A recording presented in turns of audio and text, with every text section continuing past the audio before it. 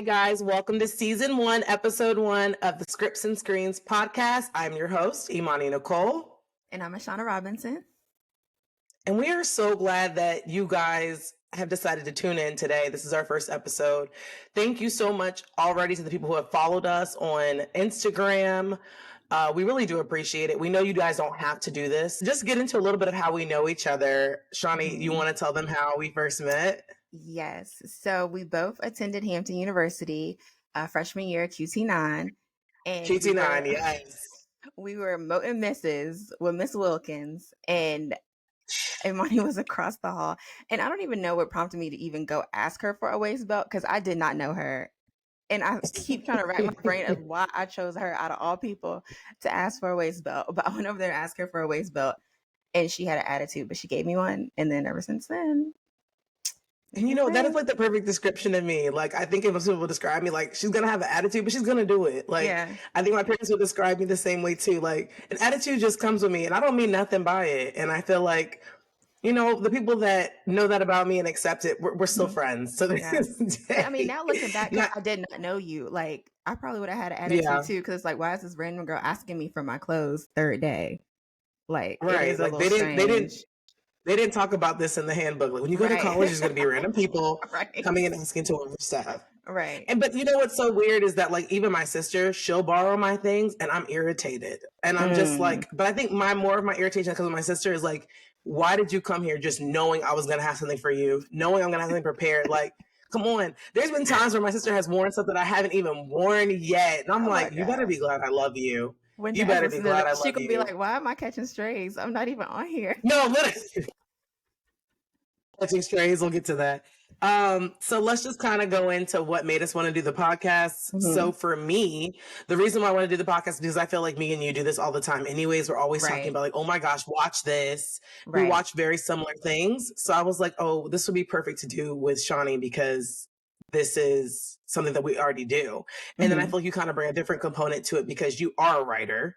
So I think that adds a different twist as well. What was your reason for agreeing to do the podcast with me? Pretty much the same thing. We've been watching TV, telling each other to watch this. What did you think about this? Like, essentially everything we're going to talk about on the podcast, we already do on a daily basis. So it just made sense to go ahead and do it on a platform. Exactly. So to kind of give people a little background of like what their number one movie is, or like what drew you to film, like your favorite movie, the one that like kind of locked you in. Mine was Gone with the Wind. And it's, I need to rewatch it. Yes. See, the expression you're giving is actually, and like, you know what? I watched this film when I was like 5.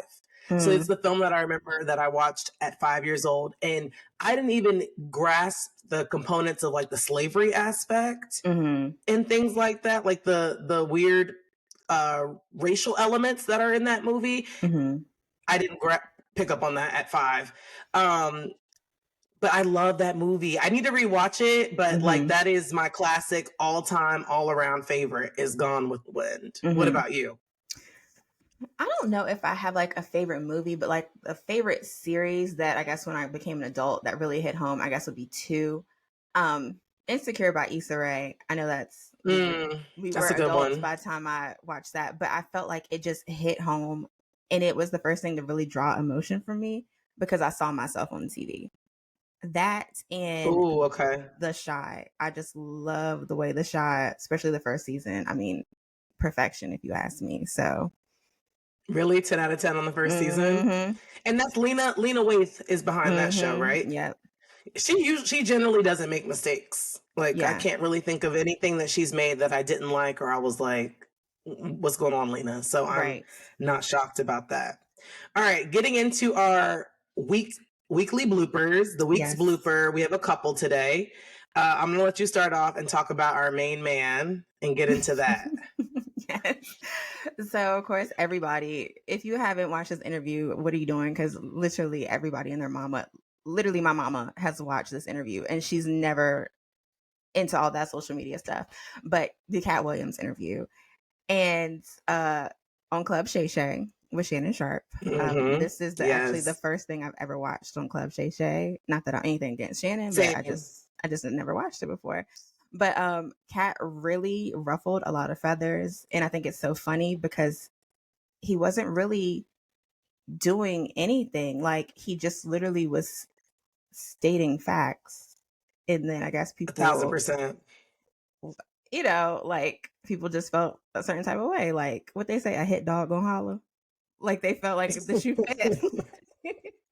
And that's what happened. All the hit dogs started hollering, like, as Yep. they always do. They like to say, he's beyond drugs and all this. And he's like, no, I just Yes. like to tell the truth. And people don't like that about me.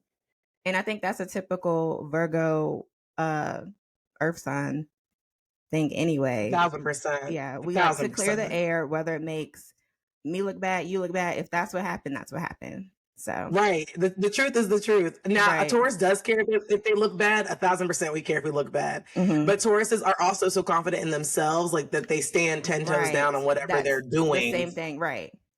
So we don't really necessarily, well, I know personally, I don't. I try not to do something I can't stand on. So it's like, if I did it, Right. yeah, you can come ask Like me I already about it thought it because I through. did it.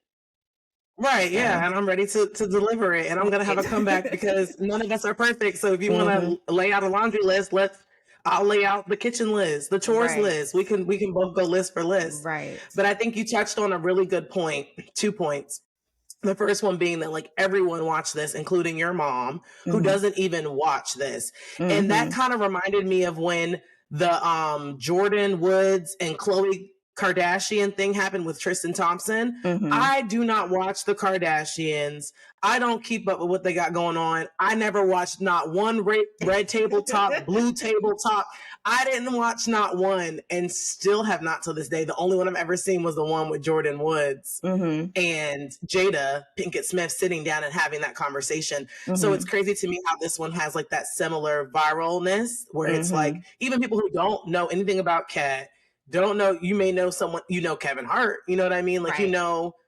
these moving factors. And I agree that he was just saying truth. And I think that it's crazy that now in this day and age, it's shame to tell the truth. Like, even if you know the truth, don't speak on it. Like, Right. that's like being a snitch or whatever the case may Hmm. be. But another point too was that like Katt didn't like Shannon Sharp kept saying that, oh, Faison Love just caught a stray. No, Faison Love did not catch a stray. And I feel like that's what happens. Like, I feel like a lot of times, and I used to tell my mom this, is like, there's so many times where someone might say something and I keep quiet. I don't say nothing. But Hmm. then like you say something else and they're little things. So like no one's picking up on it that it's like shade, but like I've picked up on it. So when I Right. come back with AK-47 to your shotgun, Yes. why is it a problem? Yes. And Faison Love had said it's easy to get a Netflix special, and then Katt was like, "Well, why you don't have one then? If it's so Exactly. easy." Exactly. It, it was crazy, but Yeah. I am not against Katt. I think he probably said a lot of truth. I think there was some hyperbole in there, but he's a comedian. That's what Hmm. comedians do.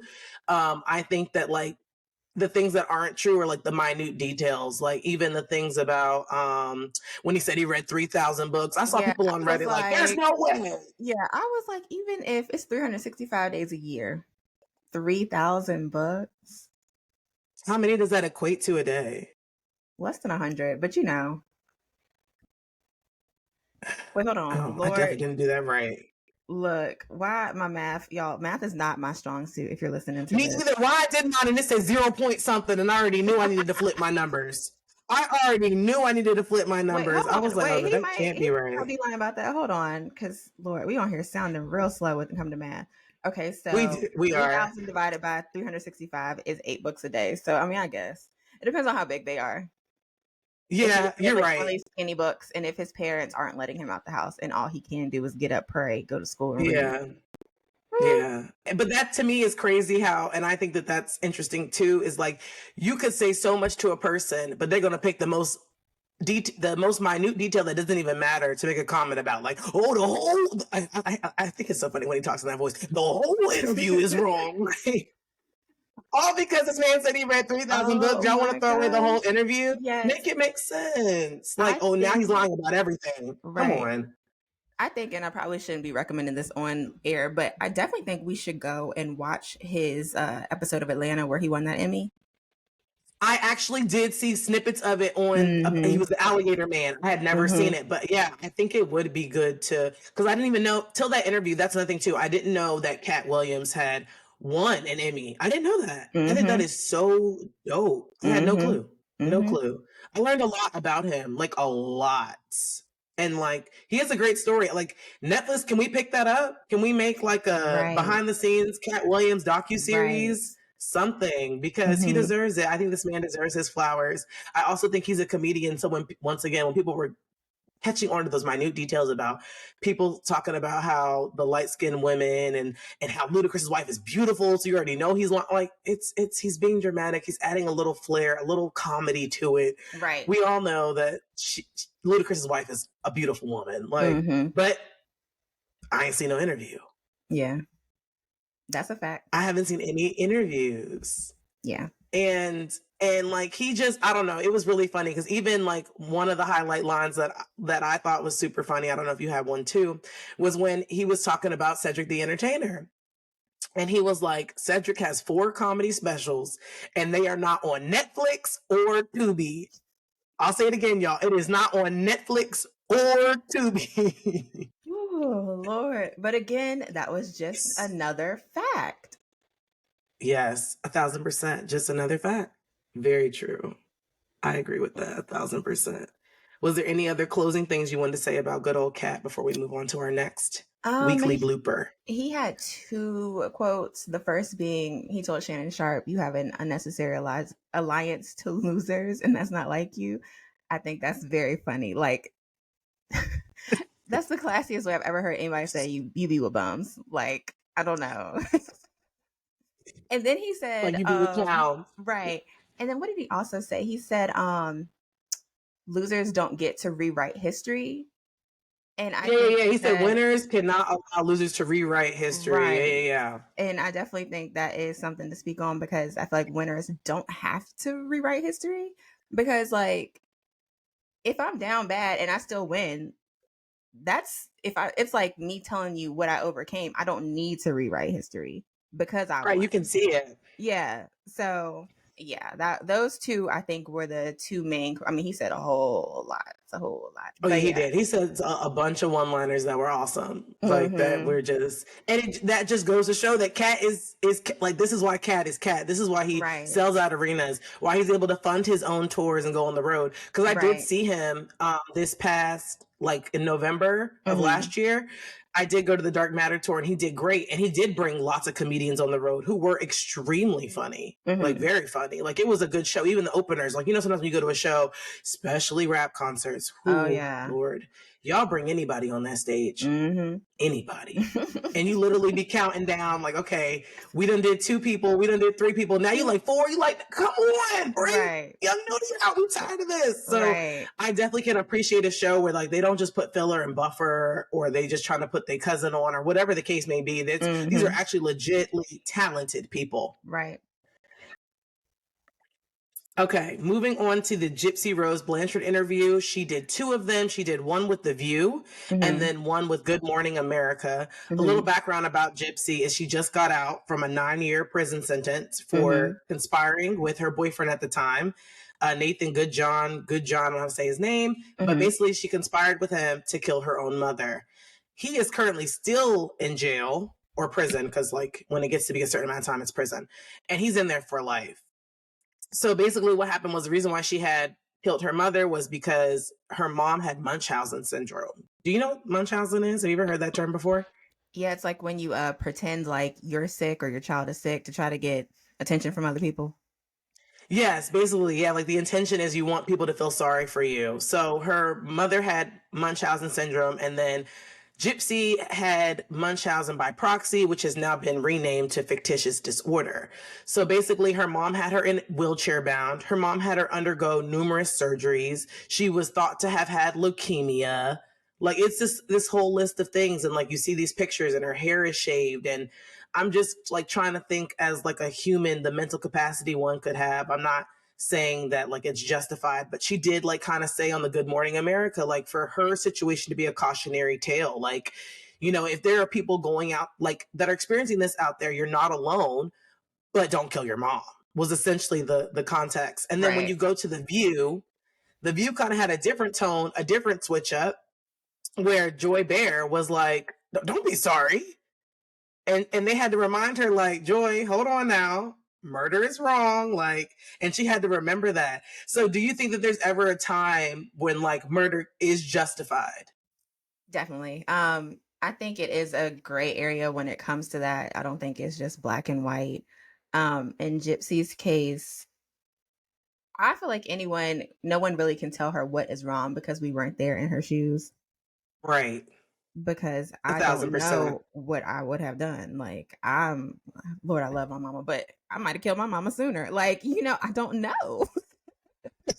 So I feel like Yeah, we that's can't so true. say. Like, That's so so true. she literally endured this for her. I forgot how old she was, Me too. I but forget how old she was too, but all her preteen, like this girl's like yeah, her whole 30 when she's coming out of prison. Like life. it's not like it's not, yeah, it's not, this is not like she did this at 16 and went away. Or maybe she Right. was, I'm not sure. She was in, we'd have to just do the math because she was in there for 9 years. So let me look up how old she is right now. And we Yeah. can always edit this part out. Yeah. And even like her hindsight is 2020. So after she sat in prison and thought about it, she probably then could figure out a different way she could have went about it. But in the moment, mid abuse, I can't say what she did was wrong. Like I can't. Yeah, I I agree with that. And I think you hit it really good on the head. Okay, we were way off. She was 23. So she was grown. So she dealt with this for 20 something years, 23 years, literally. Yeah. Yeah, but you know what? So when I say she's grown, let me like take that back because a lot of times I don't think we realize like how much like going to school with other people, being around, Mm-hmm. having a job, how those things help you to grow and mature. So Yeah. like even now people like she's on the internet and she's like saying like some wild things and Mm-hmm. we will, we have a little snippet of a clip that we can show y'all. But she's been saying like things that are like you probably would have said when you were in middle school or when you were younger because like you Right. know what I mean, she's just now getting out and experiencing the world. So it's like I'm she's 23 but probably mentally the girl's probably like 15 at the Yeah. time, I 15, mean, if you 14 think years about it, old. she's been in prison her whole life. She was imprisoned by her mother and then imprisoned by the system. So this is really her first time living Oh wow, that is so true. She literally experienced prison like not her whole behind life. bars and Yes. then Her whole life. yes, she's been contained and now she's getting wild with it. So like a Mm-hmm. lot of people have made different things. I'm going to play y'all this one clip that we have. Have y'all seen what Gypsy Rose said about her husband? I know. And about rhinestones today. I love you and you love me. We do not owe anyone anything. Our family is who matters. If you get likes and good comments, great. If you get hate, then whatever, because they don't matter. I love you. Besides, they jealous because you are rocking my world every night. Yeah, the D is fire. Happy wife, happy life. I Like the didn't D need to Inspire know. took me out. I didn't need to know about her husband's D. I'm sorry. I didn't need Me that. either. And like it looks okay, like I know we can't say looks matter in that kind of situation, but like he looks like a nice wholesome boy.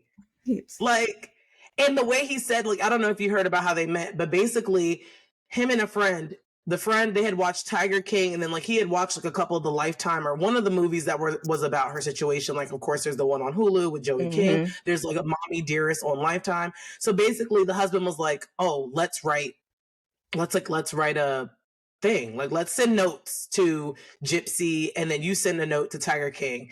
And the friend actually chickened out, but he actually sent his. And then like the first thing was just about like how much he admired her, like how he, blah, blah, blah.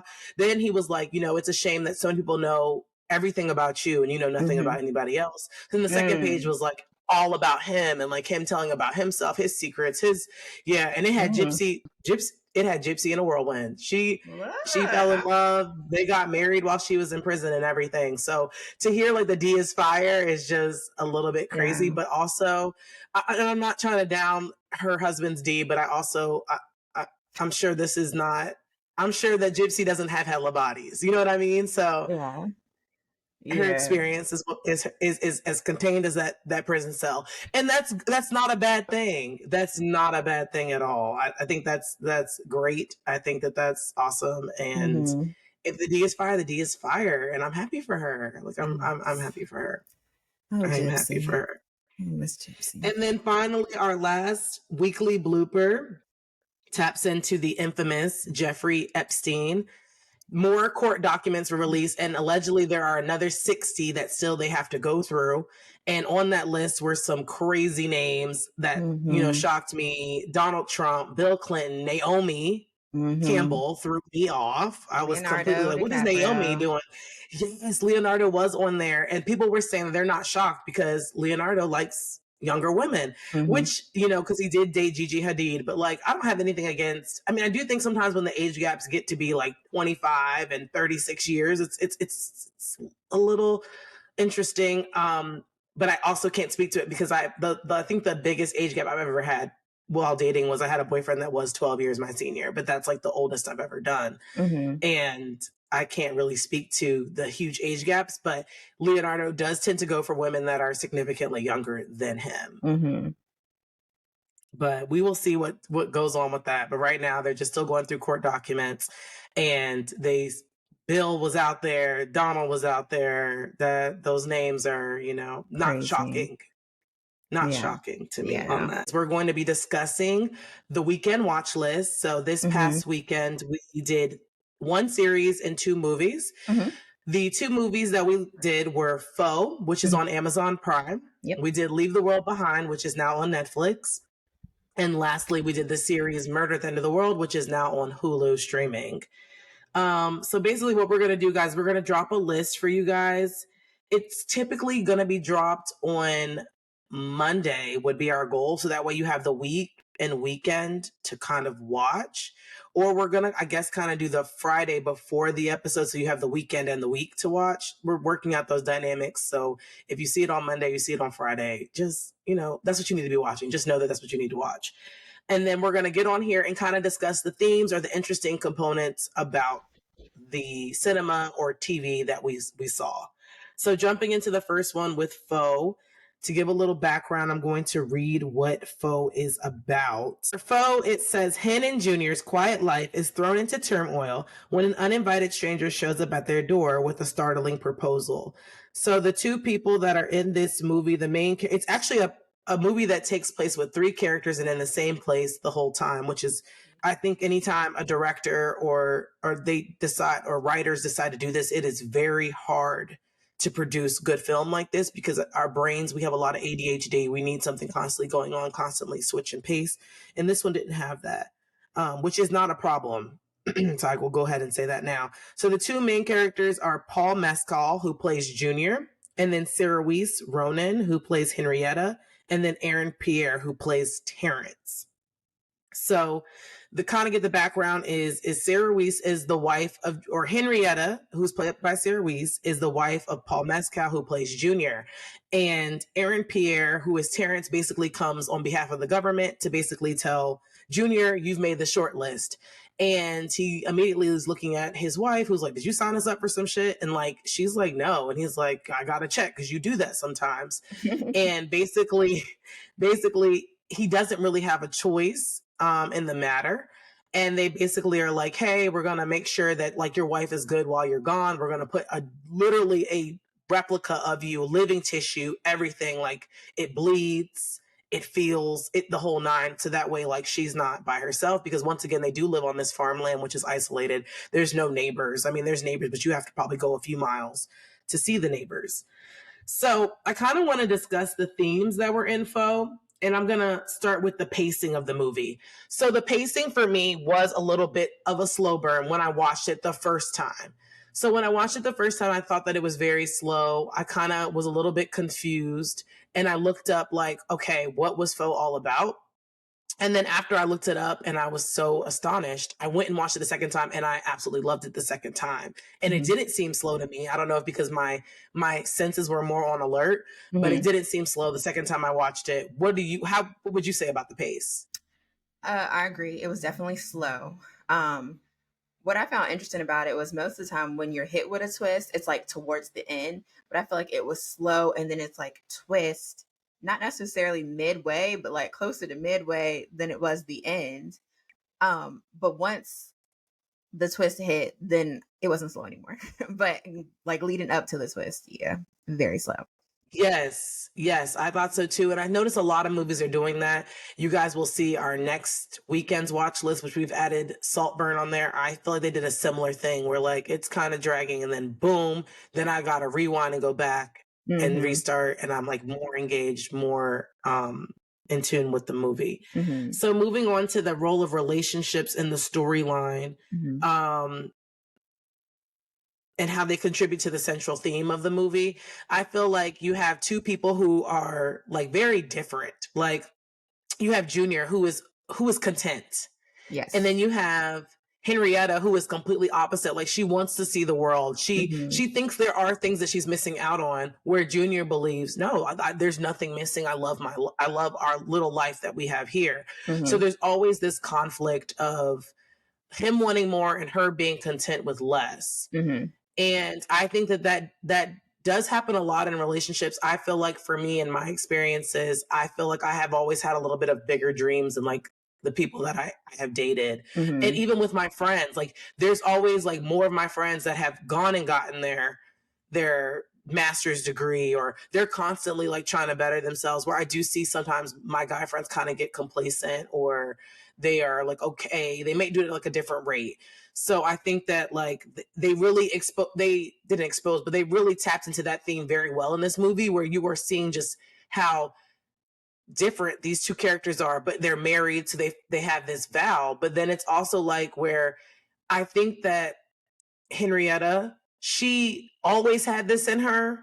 And she always wanted to see the world and things like that, but she kind of just changed herself to fit the narrative of what Junior wanted her to be. Like, this was my family's farm before it was our farm. Like, this was my mother did the same thing, and her mother before her mother, and kind of just setting the tone of that there shouldn't be like generational curses that are broken, where like Henrietta's like, I want to see more of the world. And he's like, my dad's out in that field buried. Yeah. Like, yeah, he is. And we can still honor this land, but like, we can't just stay in this farm day in and day out. Right. I know I wouldn't have been able to do that either. Right. That's why I could never live like on a farm. I don't think, like, I don't see myself as that city, like not city, that suburban, or almost like not even, it's like a step down from suburbia where it's plains and rural haze. Yeah, I can't do the rural lifestyle. I don't think. I don't think so.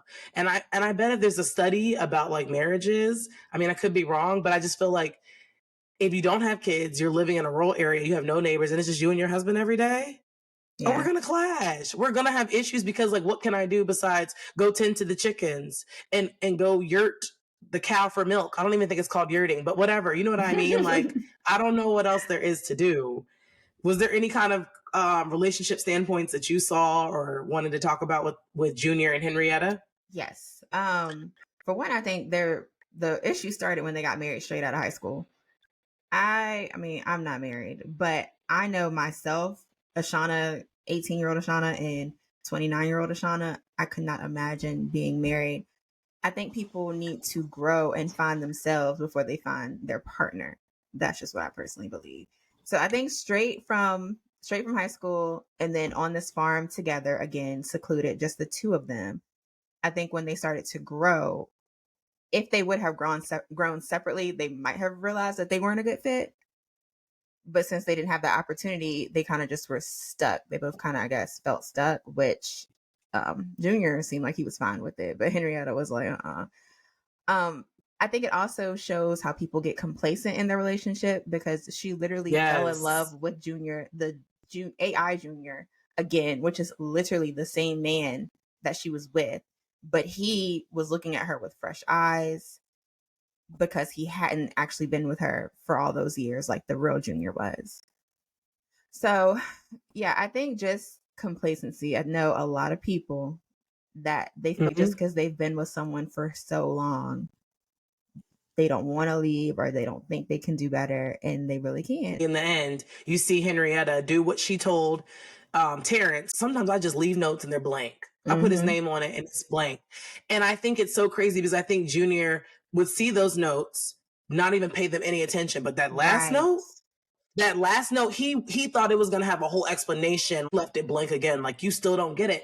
And I think she tried to give him a chance, like one final straw to be like, hey, don't you want to see the world? Like, like, come Mhm. on, let's do this. They're having a really hard conversation. It starts raining, and she's literally so excited about the rain. She Mhm. goes out there, she's running, she's playing in it, she's getting dirty, and she's like, Junior, come on, come on. And I feel like that was the breaking point. Was like, Mhm. she comes out, Junior comes out. This man slips and falls because gravity. He's been on, Earth, or this, not Earth, but he's been on the new planet that they developed, Mhm. and there's no gravity in space. And he falls, and like she tries to help him, and he's like, like pushes her away, like, get off of me type of thing. And I think that's when she realized, like, this man is not gonna change. Yeah. So I have to go. And I think so many times we we fall in love very early, like women, like, or we get very excited very early. Like, I know for me, whenever I think of like different times that I've been dating, it's like that 3-month bliss that you have. And I find I fall victim to that very often, a lot of times in relationships. And when I'm dating is where like somebody tells me all these plans they have, and I'm so excited. Like, I literally am happy for them. I see the potential, I see the growth, and I'm like, oh yeah, this makes for a good partner. But I think what I've also realized is that they don't ever sustain it, or they never can like put pen to paper. They can never actually execute. And so I thought that was really interesting that they hit upon those parts where like she basically just took 90-day Junior and put it in the AI, and that's who she fell in love with again. Because that's when you meet someone, they are more sensitive to your feelings. They are more like, oh, Mhm. did I offend you? I'm so sorry that I offended you. Like, there's an effort that's made in the beginning to like do better or be better. And then I feel like after people get used to people, or they're adjusted, they don't feel like they still have to work. And that's what I think that's Right. another thing too. Junior stopped doing the work, where Henrietta wanted to still do the work in the relationship, but Right. Junior felt like they reached a point where it was like, we're good. Like, there's no more work to be done. Right. And it's so crazy because Junior literally was sent to an alternate, basically, world and was away from his wife for 2 years and still came back and didn't want to change. Like, if you send your man away to Yes. space and he still has not changed his outlook, there's literally no hope. So I don't blame Henrietta at all because there's nothing else I can do if a whole 2 years away from me, you still want to That's come true. back And and you be know what? complacent. Henrietta would have been jumping at the opportunity to do that. Right. The vibe that I got from him was like a very cynical kind of mindset. Like, Mm-hmm. I don't even know if Junior even really experienced the way he should have, because he Right. just was so cynical. Like, he Right. wasn't even open to it. He didn't want to go. So like, after you watch it and you figure out the bomb drop of the movie, it's like you're realizing when he is actually in space, he's sitting there with the people that are from like, different countries eating, and he's so detached, so over it. Like, there was no real like, oh wow, this is beautiful, that we could even do this. We could move Mm-hmm. from what we've known our whole lives as Earth and create a whole new habitat in space. Right. Be excited to learn. And like, he went up Right. there just like, oh, this is what y'all got. I don't really like, Right. this isn't really, but I think there are people in the world that like, they're happy with that. Like, I think there are people in the world that are happy literally doing their routine, what they like, just going to work, coming home to their family, and like, they are legit happy. Yeah. I just know for me, that couldn't be my life, but I can respect that, how people can make, if that had to be my life, I'm gonna make it rock. I'm gonna make it what it is. I do think happiness is a choice, but if I have the opportunity to do more, be more places, I'm going to definitely take that opportunity. Exactly. Exactly. So moving into the next thing that kind of piggybacks off that was that he had made the short list. And what this kind of reminded me of is like back in the day where like people were enlisted And drafted. without, Mm-hmm. yeah, drafted, where people were on the draft to go to war without signing up. And it was like, why do I have to leave these things behind to fight for this country? And Henrietta made a good point of like, why are you guys fixing things up there when things down here need to be fixed? Right.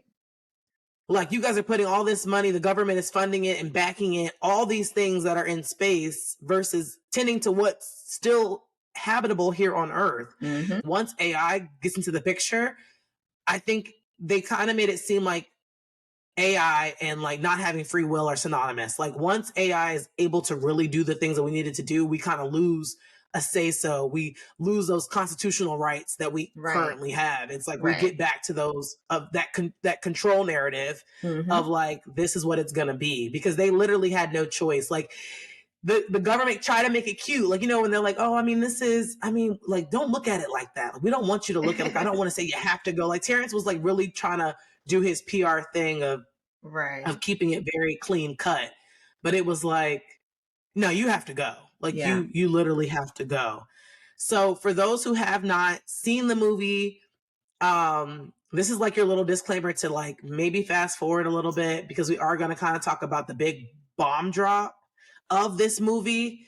So if you haven't watched, go ahead and don't continue to listen yet, or you could listen and it actually, because like I said, when I Googled it and saw the ending, it made me much more interested to go back and watch it back. So like, Right. that's the thing. But the big bomb drop of this movie, which I think was done so well, but also could have been done a little bit better, was that what you don't realize is the initial scene of this movie is that it's already AI Junior. And that was the big plot twist, because I was sitting here the whole movie waiting, like, when is Junior going to space? Like, when is he going? I thought that the whole movie was going to really be more futuristic, more like focused on like this new place that we're supposed to be going to once Earth is no longer a place where we can live safely and healthily or in a healthy state. But it literally just focuses on the relationship of Junior and Henrietta, and the AI is there majority of the whole time, basically, is what you find out. It's the plot twist, like Shawnee had mentioned in the beginning, was that like the twist happens like in the mid to end of the movie. And the way they do it and the way it hits you so hard is where you literally see AI Junior laying on the floor, and like he's like yelling, like, I want to see Henrietta, like I want to see Hen, where is Hen? And like Hen is in like the basement or the downstairs area, because I'm sure the government basically told her, like, we're going to make the switch now, we need you to remain down here.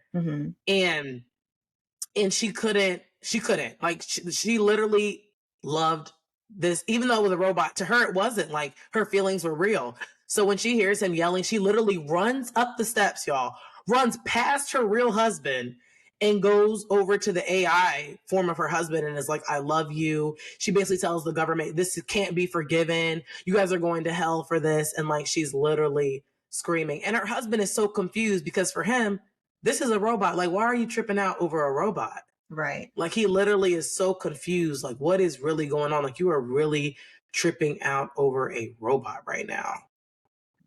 And then it also, even to bring up another point, like when they were at the dinner table and she started laughing and then started crying, I was like, Henrietta gone mad. Like, she crazy as hell. Like, I literally was thinking what that was going on. I was like, I was so confused, but then it made so much sense once I figured out that it was AI Junior the whole time. It made complete sense why she got up across the table and slapped Terrence across the face. Because she was like, oh, you're trying to be, what's the word that I want to use? Like, not shady, but like, you're trying to be condescending. And you know what I just picked up too on? Because he kept saying test of manhood. And I guess that's what's ironic about the situation, that he was not actually a man. Oh yeah, that's true. Like, that's probably why they were laughing too, because it's like there is an actual real man here at the table, but you're trying to challenge him talking about the test of manhood, and you're not even a man. But of course, he didn't know that. He was literally an AI. Right. He had no clue he was AI. He had absolutely no clue. Yes. No clue at all. And once I put all the pieces together and rewatched, I thought the movie was fantastic. I was like, wow, they really did a great job here. And there's so many themes existing, and they found a way to really cohesively merge them. And I think that that's really important too, because I think that what we noticed about AI and real life, to me, the kind of the association I made was that as a human, and of course there's always going to be exceptions, but as a human, like, we can compartmentalize where AI Junior could not. Everything was new, fresh. He didn't have the capabilities to kind of sit and think and make a decision. He was very reactive. Like, even when he ran out into the fire. Right. I was like, what are you really doing? confused when I thought that was a real person. I'm like, is he trying to save something? Why would you run to a fire? I was so confused. Why is he running to the fire? Like, that makes no sense. And I feel like that's the biggest difference between humans and AI, is that we can like make sense of something that doesn't make sense at all, where AI cannot. Like, if it doesn't make sense, they're so confused. Like, and that's why when AI Junior he started picking up on, like, something's not right. The government, like, that man that's staying in our houses, there's something going on with him. Like, AI Junior started putting stuff together. Like, we're gonna leave. We're gonna like pack up and go. And I thought it was real Junior, so I thought that they were planning to leave so that he didn't even have to go to space. But at this point in time, real Junior's already in space. So AI Junior was like picking up on things and still in a state of confusion, being like, "We gotta go, we gotta go." It was really good. I would give this movie a B plus. I really enjoyed it. And I think that they could have probably shaved off 20 minutes and it been like Chef's Kiss. And too, I think like looking at it cinematically, the colors they used are not bright. There was nothing vibrant. So I think that also adds to it being kind of, I don't want to say boring, but it's like, all right, they in this dark house with these neutral colors. Yes. Versus if it would have been like a bunch of reds and bright blues Yes. and yellows, I think it would have kept the attention of the audience a little bit more. But I mean, that's I the agree theme with that. they wanted to go for desolate, isolated, like boring, essentially. Yeah, I agree with you. And that is what's crazy to me, because I think that if this did take place in like my house right here and I had like an AI living with me, it would have been a completely different tune. Yes. Also, like why didn't we show AI Junior and Henrietta like doing other things, like going somewhere, going to town, to the grocery store. And like there could have been a moment, actually, like now that I think about it, if I were to like kind of rewrite or make some edits, it could have been a moment where they gave us the hint that it was AI Junior in a grocery store, where maybe he meets someone he knows, because Terrence only trained them to basically know each other and their relationship. They didn't train them to know any outside people. So if he runs into somebody from town that he knows, or somebody from high school who's like, "Oh, Junior, him, like I haven't seen you in forever," and he could have been like, "Who is that?" We would have known the switch there, and then like shortly they could have, or they could even made him confused and be like, "Remind me again how we know him." Do you have any closing remarks on Foe before you give your rating and we move on to the next one, or you lead us into Leave the World Behind? I think that's it. I think we wrapped it up. 2, I think I would give it a B plus. It was different than what I expected, like you said. I think I was expecting something a little more futuristic. But I was not expecting that twist. So for that brings it up to a B plus for me. And then like the acting was good. I agree. Junior, even though it was only 3 of them. Terrence, he really didn't do much, of course, but it did wasn't his job to do much. But between Henrietta and Junior, I think it was good. Yeah, he did just enough to once again bring out that jealousy in AI Junior that exists in regular Junior too, of why maybe he wanted his wife to live that sheltered life because of the jealousy component. So yeah, Terrence did it. He gave just a little, which was all he needed to give. All right, now lead us into Leave the World Behind. Give us some background and all that good stuff. Right. Yes. So Leave the World Behind is on Netflix, still currently streaming. This was actually the most anticipated one for me out of our list of things to watch. And it's about an apocalyptic thriller that tells the story of 2 families as they fight for their survival amid an inexplicable blackout. Star-studded cast. I was very excited to see it. Mahershala, make sure I say his name right. Mahala. I don't know how to say that man's name. Yeah. Julia Roberts and Ethan Hawke. Once I watched it though, I was very confused. I felt like I was left with a lot of unanswered questions. Again, cinematically, this was completely opposite from Foe because they used a lot of wide shots, a lot of brightness, beautiful home, beach, completely opposite of Foe. AI component, maybe we really just don't know what was causing all of this stuff, so I can't say it was AI because it really could have been. Right. Cinematically, I agree with you though. A plus cinematically, but I am with you. I was very confused. Do you think, like, do you know what the whole, like, to this day, do you have a assumption or a guess of what it was about? No idea. I have absolutely no idea. And I feel like, and you know what? Some people do that, and I hate that. Yeah, I need a concise ending, or at least enough, like, vagueness where I can kind of put something together. But I feel like it gave me nothing. Maybe it gave me too many dots to connect. Right. Like, I think maybe it was more of like speaking on the commentary of like American life, about how if technology were to go out, we're just SOL. Yes, I picked up on that theme too.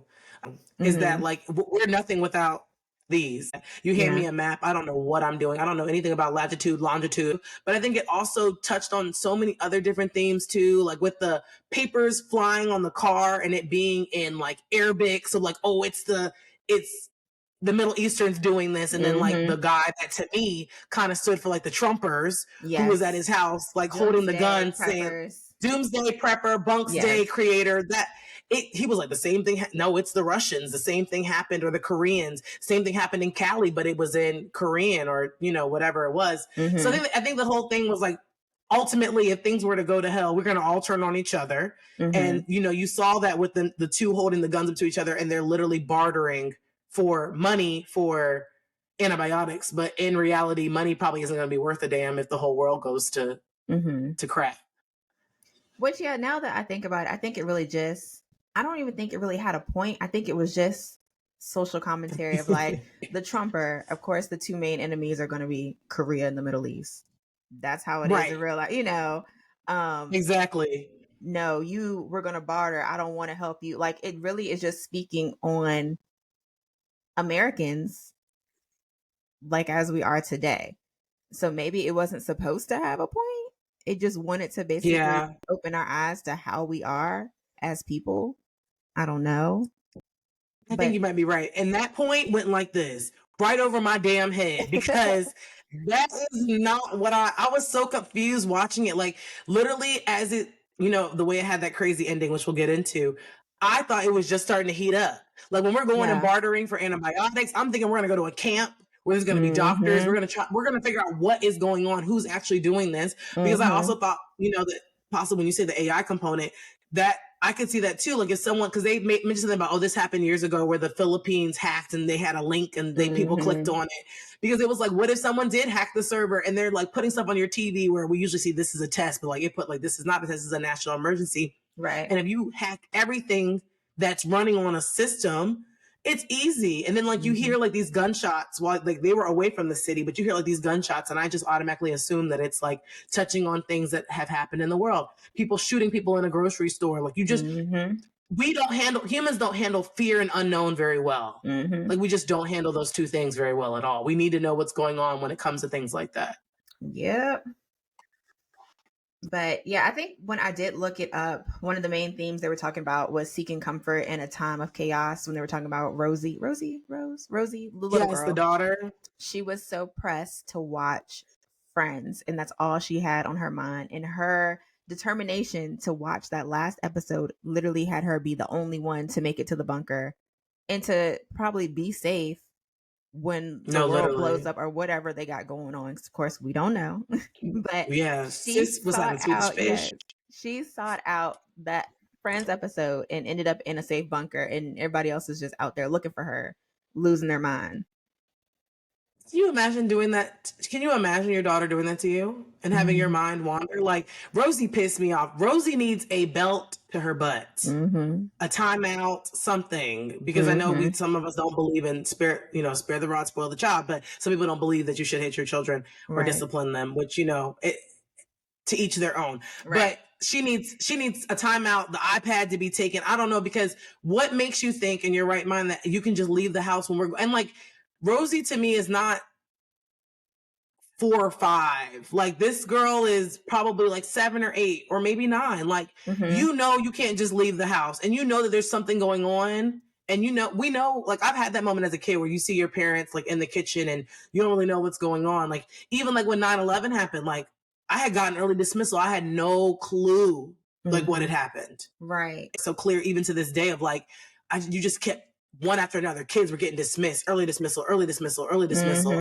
I remember came and got us and we went to the house, and Right. it was like, this is what's going on. And you think Mm-hmm. I'm gonna go outside and go try to find something to Mm-hmm. do or go to the neighbor's house? Like that to Right. me was a little bit far fetched of her being that young and just deciding to leave. And Yeah. like, but then I also did get like when you were saying the seeking comfort thing, because she literally went into her parents' room and she's like, Mom, like, do you think I'm ever gonna find out what happens? Like, you know, in the end. And her mom basically is like, girl, there's more important things. Go lay down. Like, I don't know, but that's like not important. But to her, Right. that was so important to her. Right.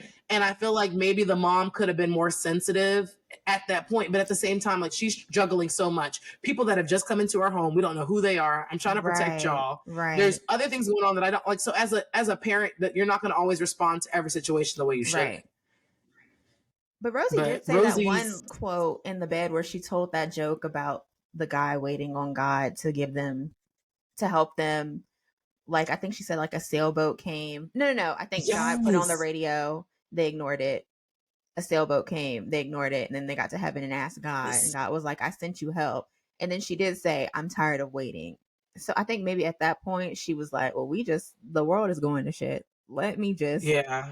this Do is what the I only want to thing that's do. keeping me comfort. Let me just go ahead and try to find that. But Didn't even think about that, yeah, Shawnee. But you know what? Maybe the house, she looked at that like that's God putting the house. Go see if it maybe. has a working TV and you go watch that last episode before you leave Mm-hmm. this earth. Mm-hmm. So that's very interesting, and a good draw from that was that she took that story and was like, the house was Yeah. her help. Like, Mm-hmm. here's your help, take it. And she even tried to get her brother to go. So if her brother would have been curious and not scary, which I would have been the brother. I'm the scary one. I would have been like, no, we're not going into a random house. Yeah. Where I feel like there's other people that would have been like, let's go see if we can get help or what they're doing over there. Cause it was another big house.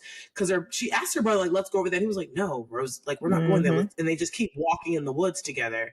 But maybe if they would have went and discovered that bunker, it would have been a whole different Right. chain of events. Okay. I guess Was there any overall other final rating. things? Yes. Uh-uh. Overall rating. Like you said, the visuals, that an A plus. Mm-hmm.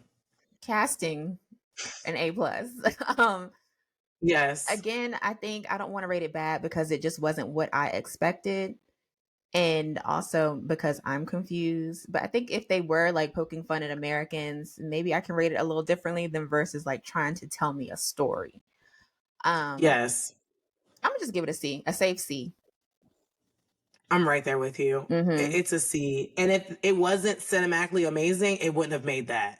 So Right. that cinematic is like like weighing heavily on the grade. It's the Mm-hmm. only thing keeping it passing for me. Mm-hmm. Um yeah, the acting was good. Yeah, I don't think anybody did a poor job. Everyone did very well. There was the daughter who's like she's starting to be in a lot more things. I saw her before in an episode Black of Black Mirror. Mirror that Mm-hmm. was really good. We'll let you guys know what episode that is on either our website or somewhere. We'll get that information to you guys. But Mm-hmm. yeah, she did good. Okay. So the series that we watched, and we watched two movies in a series, was Murder at the End of the World. And it's actually funny because we randomly stumbled across this. We just wanted something that was new, about to drop, and Hulu had it. I think like the first thing when you click the app. Other than that, I had never seen any promotion advertising for this at all, which is crazy because it was so good. But Murder at the End of the World is a series about a young amateur sleuth by the name of Darby Hart and 8 other guests who are invited by a tech billionaire to a retreat in the middle of Iceland.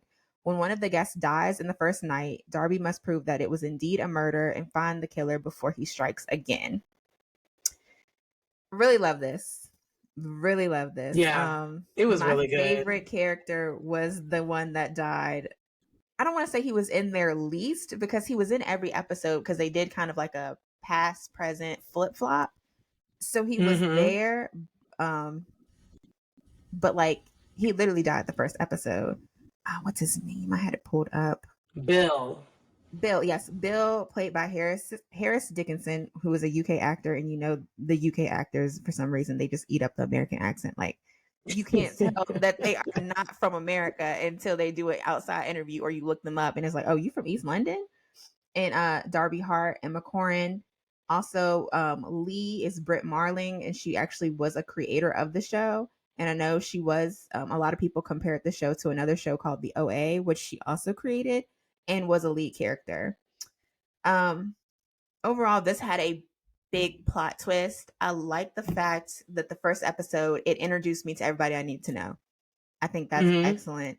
I hate when series drag out. I'm meeting new people 2, 3 episodes in that I gotta keep remembering, but This show literally showed me who the main characters were, what they needed to do, and it showed me everything I needed to know to move forward with the rest of the season. So I definitely appreciated it. This was kind of a combination. I feel like they had some shots that were wide and colorful, but then they also had some shots that were very dark as far as like the Mm-hmm. aesthetic that they were using. But I think it just works so well with it being a mystery, it being Iceland. It did. Um, really enjoyed Darby. I really enjoyed all the characters, really.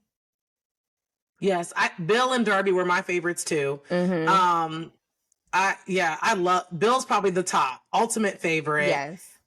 Bill just had this je ne sais quoi to him. Like that's not Mm-hmm. even my type. Okay, Not at I all. don't do rat tails. I Not at don't do all. rat tails. But if Yes. Bill wanted to go to dinner, when and where? Like I don't know what it Exactly. is, but I really love the energy Bill brought to his character. Yeah. He killed it, and he's probably not even anything like that. I don't know. I just feel like he just gave me everything I needed, and it was fantastic. Darby too, Mm-hmm. like Darby really did her thing. And like when you say the colors and things, I agree with that. Where with Faux, they didn't change up the colors, so it threw me Right. off. Right. Where in this one, you kind of can see clear distinctions with colors, even down to hair colors. Darby's hair was even different when we're going Mm-hmm. back and forth. So there was no confusion as to whether this is current day or past day, because she Right. has a whole completely different look, and you can see how the elevation changed and happened. And like, I didn't even think about it at the time, but like maybe the haircut was like because of the breakup. Like, usually when Right. women, they go through a breakup,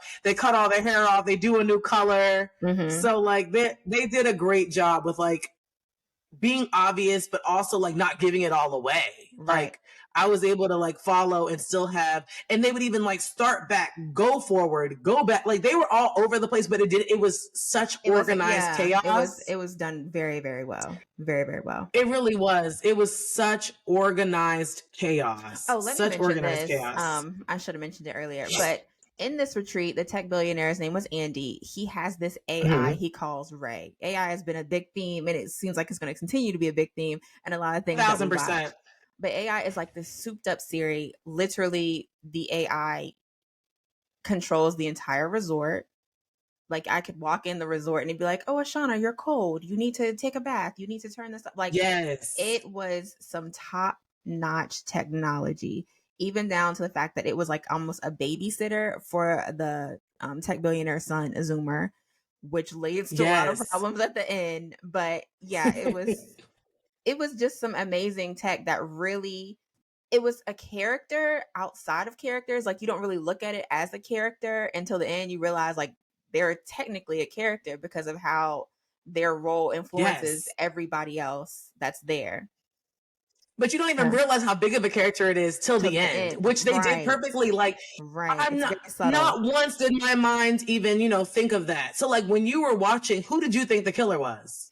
Or like, who were the people you thought of when you were thinking like murder at the end of the world? Like which one?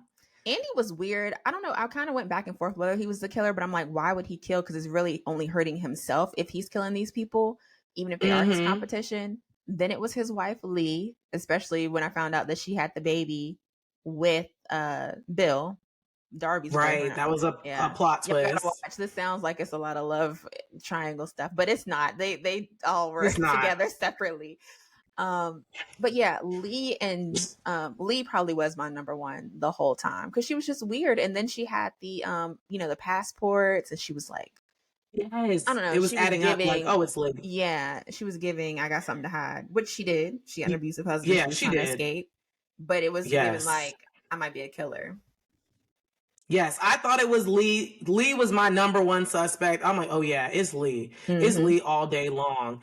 And then the other lady that I thought it was the astronaut, who she's actually a big time actress as well. Do you know her name, Shawnee? I know she is the main character in Queen of the South. Let me pull it up. Yes, and she was on Hypnotic, is the last film that I saw with her in it. Alice Braga. I'm sorry if I'm saying her last name wrong. Alice Braga. We're sorry, Alice. Yeah.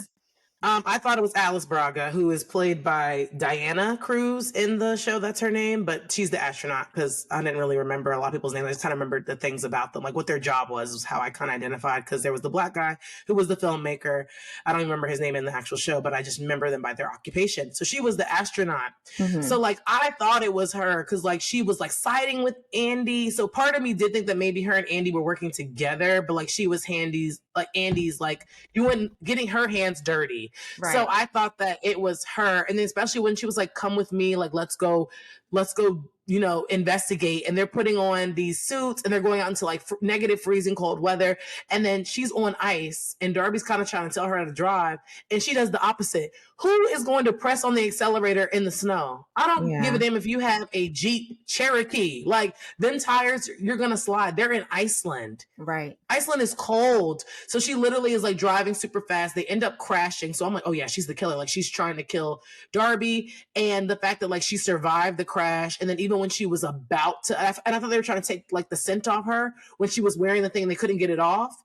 I was like, oh, they're just trying to make us like think that, oh, it can't be her because look, someone's trying to kill her right now. But they found a way to, aspirate and so that she could breathe. So then I just knew it was her. I was like, oh yeah, you speeding, you trying to kill Darby. Now Darby is concussed. She's confused. She doesn't know what's going on. But then ultimately I realized that like she wasn't the killer, but her and Lee were like my top hitters. And then after Diana Cruz, the astronaut, was eliminated, I was like, oh, Lee for sure. Lee for sure.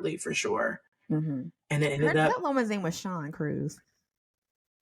Who? Sean was her name. Why does it say Diana on here? What do you mean? What do you? Oh my God. Her name is Diana Cruz and Hypnotic. I think her name is Sean Cruz. I think Cruz is her last name. I know for a fact her first name is Sean. But they spelled it a little different. It's like S1E1. Okay, in Hypnotic, she's Diana Cruz. I am so sorry, y'all. It's okay. That is her name in Hypnotic. So like, yeah, but Hypnotic was one of those ones where like, perfect idea, great idea, executed poorly. But aesthetically looks nice. But yeah, I loved Murder at the End of the World. Loved it. And it had like some really good quotes. Like I loved what they were saying. Like I even loved when Bill says to Darby, basically, they're so close to breaking this case. And like, she wants to actually go to the murderer's house, where I feel like for Bill, like it was a game. For Darby, it wasn't a game. It became her life. So there was like a difference there where like for Bill, this was just like, oh, this is something fun we're doing. We're bonding over it because I know you love it. So like, I just have jumped in on this with you. And he kind of like, we're getting a little too close. Like we're getting a little too like too close to the fire. Like we're going to get burned. And he's like trying to explain this to Darby, and she kind of flips it to like if you're just chicken shit, just say that. Like if you're scared, just say that. So then he has to like prove he's not scared. Actually go to the home of the killer where they almost die, and Bill jumps in front of her to save the bullet, which the character ends up killing. Well, the murderer ends up killing himself. But it's like he ends up after that, leaving her a message in the bathroom and saying, this is all too much and not enough at the same time. I left you the keys, where I understood what he meant, because it was too much, because the case was just getting to be, it was too much. Like it got to the point where like, let's take what we know to the police and let them handle it. And then also it not being enough, because he really wanted that vulnerable side of Darby, but Darby could never get out of detective mode. Like she constantly was always in a state of having to, you know what I mean? To like, couldn't get out of that. Like, we got to solve the case. Were there any quotes or anything that you kind of saw with that quote or another quote? He said, which was basically the theme of the whole show, I really feel like it would take me dying for you to love me. And I don't think Darby appreciated him until after he was gone. And of course, hindsight is 2020, as we see. And she really did appreciate who he was and who he was to her. But yeah, then Andy also had that quote about when they approached him about Zoomer not being his biological son. And, it kind of went with him because he was tech. Bill provided the hardware, I provided the software, and we all know that software is what matters. And that quote was crazy too. Like I loved that quote too, because That is so true. Like even your phone, like you have a phone and what does it do? It gives updates. Like you update the phone. So like it's the software that matters. Like when you're going like, yeah, someone can ask you like which iPhone you have, but really people are discussing like the updates. And I Right. feel like now with there being the software updates, people aren't going to go get the newest phone exactly when they drop. Like if you have a 14, you're like, I don't necessarily need the 15. I have the update. I can unsend messages. So it's like it really does matter about the software, and the hardware is not as important. And I thought that that was just like, oh, that is so transferable to life. Like even in times where like you have kids that are raised by parents that are not theirs. Like, you know what I mean? Like that kid knows what they grew up knowing, like sperm donors and adoption. Like your parents are like who raised you. Like Right. Nature that's what versus gets nurture. instilled in you. Nature versus nurture. Like that's what gets instilled in you. For sure. Was there anything else you wanted to touch on before we kind of go into what to look out for in this upcoming Are we going to ruin the week? ending from them? Who the killer Oh, I was? guess we should talk about that because the people that are watching, at least they'll, you know what I mean? They will. Because here's the thing, I think that when we do these deep dives, we're diving, but we're not diving that deep into like you don't know how it all connects. Like with all the ones we've Right. talked about, like I thought you could still watch it even with the because you don't know how he does it. You know what I mean? Like you still, it's crazy. So yes, I think we should touch into how like the big who ended up being the killer. Okay. All right. Well, I'll go ahead and do that. So the biggest plot twist to me was the actual killer because you were not looking at, I guess it would be two people, two Yes, characters. They were not right. even on your radar of suspects. So the killer actually ended up being the 5-year-old Zoomer and the Insane. AI. The AI was, like I said, was kind of like a babysitter and would have games that the kid played in like this helmet, virtual reality helmet. And the AI was also being used as the tech guy by the tech guy as a therapist, which I feel like is not safe at all because why would you have your therapist also be your security and the person Yes, it's monitoring all insane. the aspects of your life? So essentially, Andy would vent a lot about the Bill character, and the AI, of course, took it as his job to protect Andy and had little Zoomer commit these murders. And yeah, and it speaks to AI like they're programmed to do. If he's programmed to protect, that's what he's going to do. Exactly. He should have coded, and I think you had mentioned this before, is that if you're gonna do AI, there needs to be safe controls. So like Yeah, his it's therapy separate. safe control should know if I say this, I say that. It can't be flipped into this. But when you have the 8-in-1, the 12-in-1, and that's why I don't use shampoo and conditioner together. They should be separate. I don't want something that serves us both. There Right. are there's safe controls for that to be like, okay, the therapist AI is just strictly here, I'm just here to vent. Don't take anything that I say literal. So like when it all is being broken down and Darby's like, play his session from February 4th, 2028. Like to me, it's just like, first of all, like that, like there's so many things that I feel like when you're in a therapy session, you would say, and that's Right. why they don't hold those things against you because you may say like, I have had thoughts of hurting this person, or I have had like these, like your wildest, like the things that you can possibly imagine, you're going to say to your therapist. And I did agree that like those shouldn't be played and used Right. when they try to use it to basically say like, Andy, you're behind it. You're the murderer essentially. So then it's like three people are the killers essentially because Andy vented to the AI, who then translated that information to Zoomer Right. in a kid kind of way. So it's just like there needs to be safe controls. And I think what a good thing about the films is that with AI, we're thinking of everything that could possibly go wrong and showing how it could go wrong. So maybe they'll possibly figure out safety things for all those Right. things. Right. But yeah, you But definitely should watch. Definitely should watch, guys. If y'all yes, haven't, sorry I ruined it for y'all, but you already know what I was going yeah, to you talk should about. still watch it. I'm telling you, even if we've ruined it, go Yeah, watch it because it's it's really different. good. So what do And you give it? What's your rating? definitely an A. Definitely A. It's short, it's sweet. I think what is it? 8 episodes, and the Yeah, I episodes think it's fly by 8. because it's really good. Never had a dull moment, I feel like. Um Agreed. Definitely an A. Yes. I give it an A too. I thought Mhm. it was really, really, really, really good. I really Mhm. liked it. Was there anything else you wanted to hit on with Murder at the End of the World? Mm-mm. That was it. No. All right. Yes, you guys definitely tune in and watch that.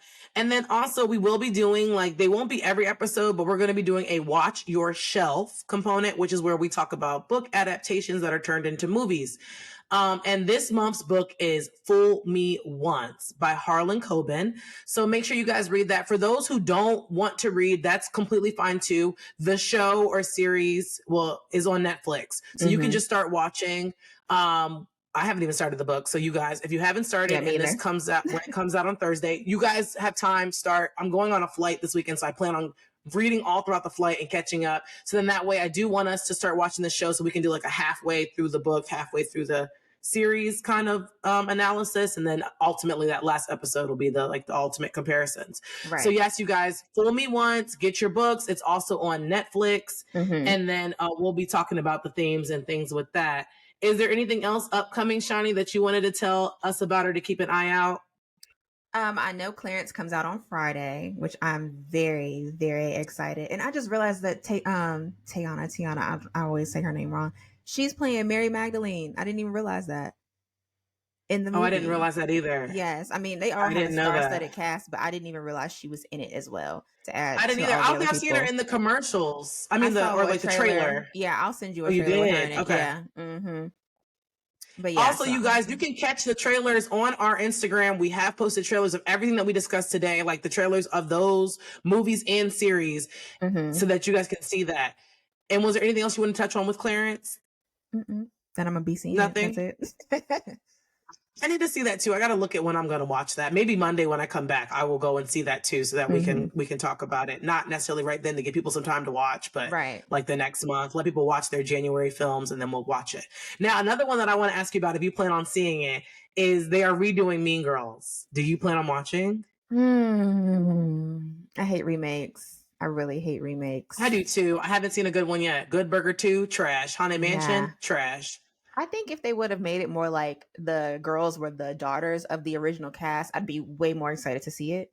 But it is Me too. 1-year anniversary, so maybe that's why she wanted to come back. But I didn't even realize it's been 2 decades. Yeah, so I did not realize I'll probably go see it just to say that I saw it. Right. Just to support. But you know what? Thinking about that, I think that would have been way better if they would have used the original characters and then had it be their kids and maybe even flip the dynamics. Like maybe Lindsay Lohan's daughter is Regina George and you have the parent that wasn't the Regina George and like tries to coach the one that is the Regina George of how to be a nicer person and better. Like they could have went so many ways with it, but I also feel like maybe that would have been hard to negotiate salaries. And I think that was a way more complicated thing to do, to bring everyone back, pay them what they think they deserve. And then like heavy shoulders. Cause like, honestly, when you go into a remake and it's not based off the first one, you kind of can't hold it to the same standard. Like you have to just appreciate this is a whole new movie, a whole new cast. So that is something that like, I'm very skeptical. Remakes generally don't work, but I guess we'll see. And I will probably tune in to catch it, but we'll see. I don't know how I feel about it. We will see. The other thing to look out for, guys, is that the Emmys is going to be premiering Monday, January 15th on Fox. It's hosted by Anthony Anderson and it will be on at 8 p.m. So definitely tune into that. Yes. The Golden Globes happened this past week too. We will discuss that on the next episode. So next Thursday, we'll get into that. So like catch up on that because there is a lot of different dynamics going on with the Golden Globes that we're going to talk about.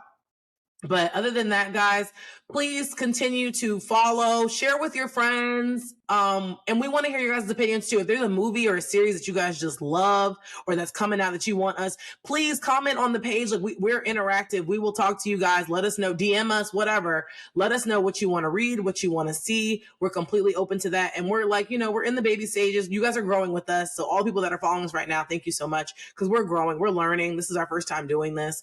So we are going to get our Facebook ready. We are going to get the website ready. All those things are eventually going to come to fruition. So just work with us and we appreciate it. And I don't have anything else really that we have coming up besides just the Emmys. We did our Watch Your Shelf announcement. I guess we can let them know what we're watching for next episode. Oh yeah. Go ahead and tell them, Shani. The Creator on Hulu. It's a movie with John David. Washington loved John David and Denzel. Yes. Sound just like his daddy. Right. What else is it? Twin Flames. on Yes. Netflix. That's actually a documentary. It's only 3 episodes though, and it's interesting. So don't worry about it dragging on. And the last one is Saltburn, which has Jacob Elordi. Am I saying his name right? Yeah, I think so. Jacob Elordi. Yeah. Gotcha. I His know cute self. him. I know I him from love me some Euphoria. Jacob. Yeah, Nate from Euphoria. And I know him But from Kissing Booth, which yes. was 10 out of 10, the first one. Second one was good too. Third one was a little bit disappointing. But yes, I love me some Jacob Elordi. Like that Mm-hmm. is, I love him. Yes. He's And one that's of on the ones that Amazon eats up Prime. the American accent. Yes, Yes. that is on Yes. Amazon Prime. He eats up an American accent. They Absolutely must eats teach it that up. in the first grade, like how to have an American accent, because Oh, literally. everybody I Yes. know. So Ours is like the easiest to do. It's crazy. It's I like people, guess. it's so easy to do. And I'm like, Mm-hmm. why? It shouldn't be this easy to do our accent. Right. Even Like when they that were kind of making is a fun little of bit us in scary. London, yeah, they just were eating us up. I'm like, damn. No, they really were. They were like, where are you guys? They were like, oh my gosh, you guys from America? Like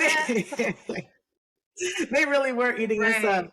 But all right, Yes. guys, we recorded this in the morning, so I'm getting ready to go to work. Yes. Shawners is getting ready to go to work. So Yes. everybody have a great, fantastic week and weekend. Please be safe. And we love you guys. Thank you so much for tuning in. Yes. We Thank appreciate it. you. See Tell you us next what you guys week. want more of. Yep. See you next week. And tell us what Mhm. you want more of and less of. Bye. Johnny, you need to say it. Oh, bye. God, that they can't see me. Oh Lord, I was waving, guys, but yeah, bye. See y'all later. Bye.